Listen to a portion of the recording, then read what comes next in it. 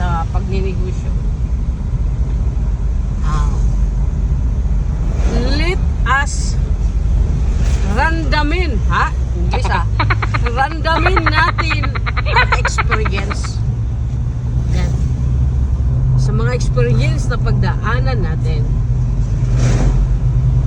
doon tayo kukuha mga experience na sakit. Paano natin yun turn to positive lahat? Kasi kung ano yung ginagawa ng mga taong bilyonaryo, kopyahin mo lang yan, Yan yan. Reading the book, so gawain ng mga billionaire yan. Maagang magising, mag-exercise, mag-jogging, gawain ng billionaire yan. Focus sa negosyo, randamin ang experience. Consistency, nabulol na ako. Consistency, gagawin mo yan. Huwag magdailan.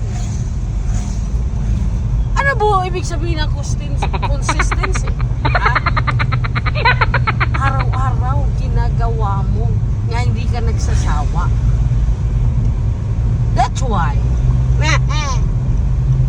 maging successful ang mga bilyonaryo dahil isang sikreto lang.